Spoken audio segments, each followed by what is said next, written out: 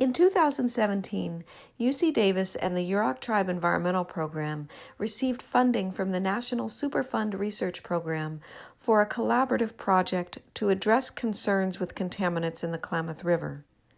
These contaminants may come from multiple sources, including illegal marijuana cultivation, the legacy of timber harvesting and processing, and agricultural runoff from the upper watershed.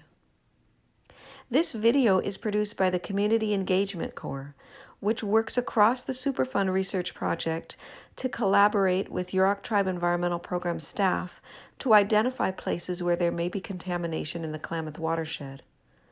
YTEP staff then collects samples, and we evaluate those samples in UC Davis labs for potential impacts on the health of Yurok community members.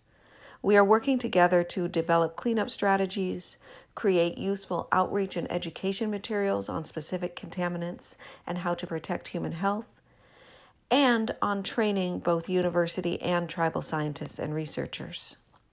In this video, you will hear about Project 1 of the Superfund program, which focuses on developing ways to address contamination risk and reduce contamination overall in the Klamath River.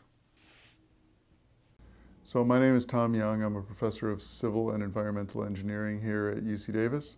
I'm also the associate director of the Superfund Research Center at Davis and a principal investigator of a particular project within the program, and that project is aimed at trying to find chemicals that might be present in the environment, including on Yurok lands, that might have biological significance. The ultimate goal of finding such compounds is to, within my project, to remediate those compounds, to reduce their concentration or to find ways to reduce people's exposures to those concentrations. Hi, my name is Luann Wong. I am a junior specialist working in Dr. Young's lab for over 2 years now.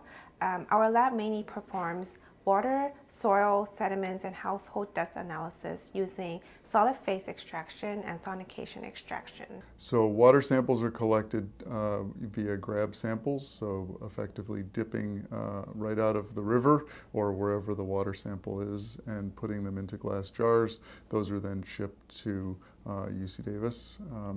Alternatively, if we're taking a sediment or a soil or some other solid material, those are removed with a shovel or some other scooping device, put into a glass container and shipped to us on ice along with the water samples.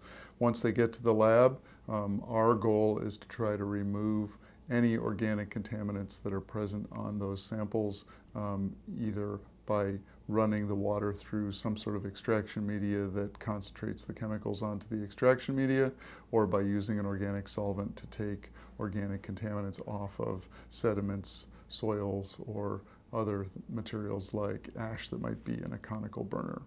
When we receive a sample, the most important thing for us is to get that sample extracted as quickly as possible.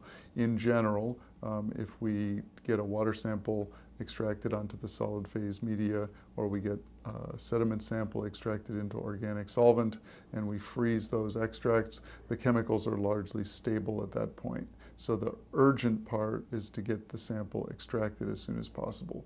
Once we have the extracts, we run them on the instrument as soon as time on the instrument is available. We have obviously multiple projects looking at many different environmental media. We tend to group water samples together or sediment samples together, and different kinds of analytical runs to look for different kinds of chemicals.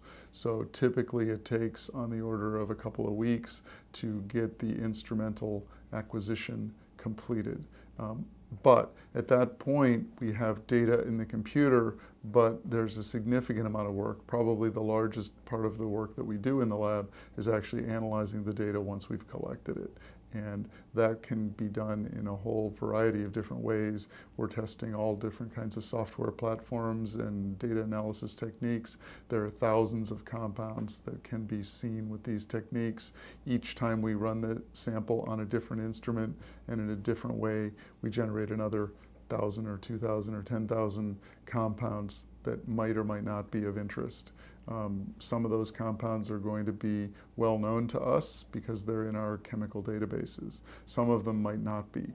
chemicals that are in the environment can be transformed by biological processes, by chemical processes, by photochemical processes into things that we might not expect. Some of those compounds will, of course, be benign, and some of them might be of toxic significance, and we have to figure out which is which. So the timing on these things typically takes months to many months in order to process all the data and figure out what is there and what's actually of environmental significance. On some of these samples, there's also bioassays that are run to see if the chemicals in the sample might be possibly having a biological effect. Like, for instance, they would bind to an estrogen receptor and possibly be related to reproductive problems, for example. What we are measuring are organic chemicals that might be present in these samples.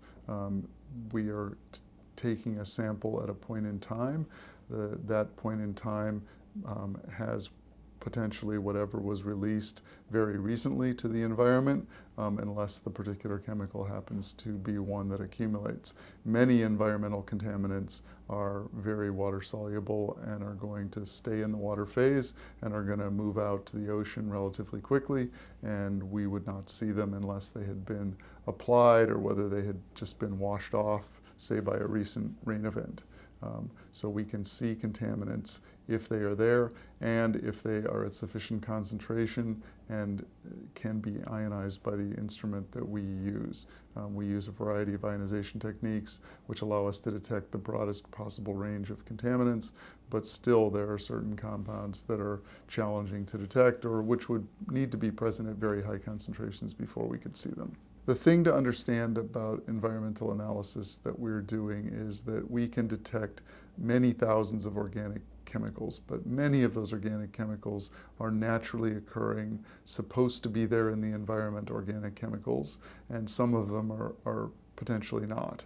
And separating between the naturally occurring organic chemicals, which are typically present at high concentrations, and the ones that might be of toxic concern, which are usually present at much lower concentrations, often 1,000 times less or 10,000 times less concentrated than the naturally occurring molecules. Separating that stuff out is the hard work that we do, and understanding which of those many compounds that we can detect are actually important and which ones are of no consequence to the fish in the river or the people who live in the community.